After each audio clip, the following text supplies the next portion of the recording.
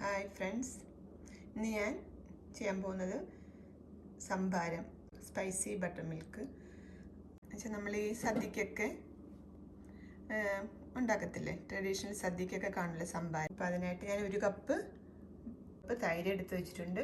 അപ്പോൾ ഒരു കപ്പ് തൈരിന് ശരിക്കും പറഞ്ഞാൽ തിക്കായിട്ടുള്ളതല്ലേ സംഭാരം എന്ന് വെച്ചാൽ നമ്മൾ കൂടുതലും ലിക്വിഡായിട്ട് ഇരിക്കണം. അപ്പോൾ ഒരു 2 കപ്പ് വെള്ളം എടുത്ത് വെച്ചിട്ടുണ്ട്. പിന്നെ അതിനകത്ത് നമ്മളിത് ഈ ഓണിയൻ, പേളോണിയനും ഗ്രീൻ ചില്ലിയും ഈ ജിഞ്ചറും ഈ കറി ലീഫും എല്ലാം കൂടെ ഒന്ന് ചതച്ചെടുക്കും. ഓക്കെ, ഒന്ന് ക്രഷ് ചെയ്തെടുത്തിട്ട് നമ്മൾ ഈ സംഭാര ബട്ടർ മിൽക്ക് ഇടുന്നത്. അത് ഞാൻ ഈ തൈര്, യോഗട്ടും വെള്ളവും കൂടെ ഒന്ന് മിക്സ് ചെയ്തെടുക്കാൻ പോവാം. ഓക്കെ,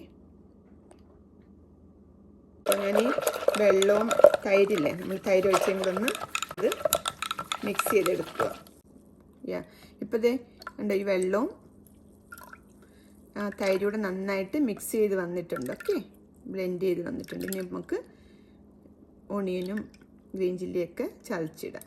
ഇതെല്ലാം കൂടെ ഒന്ന് ചതച്ചെടുക്കാൻ പോവാം. ചതച്ചെടുത്തിട്ട് നമുക്ക് ബട്ടർ മിൽക്കിൽ ആഡ് ചെയ്യാം. ഞാൻ ചതച്ചെടുത്തില്ല, അത് ഞാൻ ഇതിനകത്തോട്ട് ആഡ് ചെയ്തു. ഇനിയിപ്പോൾ നമുക്ക് കുറച്ച് സാൾട്ട് ഇതിനകത്ത് ഇട്ട് കൊടുക്കാം. കുറച്ച് സാൾട്ട് ഇതിനകത്തോട്ട് ഞാൻ ആഡ് ചെയ്ത് അങ്ങനെ ഇടും. നല്ല അടിപൊളി സംഭാരം റെഡിയായി. ടേസ്റ്റി ആൻഡ് യമ്മി ആയിട്ടുള്ള ഇഞ്ചിയും ആ പേളോണിയനും ഒക്കെ ഇതിനകത്ത് ചതച്ച് ഇട്ടേക്കണം. നല്ല ടേസ്റ്റി ആയിട്ടുള്ള സംഭാരം. ഇതിനകത്ത് കറി ലീഫും ആ ജിഞ്ചറും പേളോണിയനും ഒക്കെ കിടക്കുന്നുണ്ട്.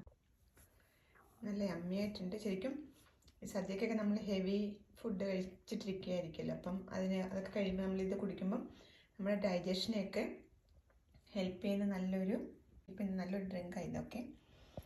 അപ്പം നിങ്ങൾ ഇതുപോലെ സദ്യയൊക്കെ ഉണ്ടാക്കുമ്പോൾ ഇത് ഉണ്ടാക്കാൻ ട്രൈ ചെയ്ത് നോക്കുക.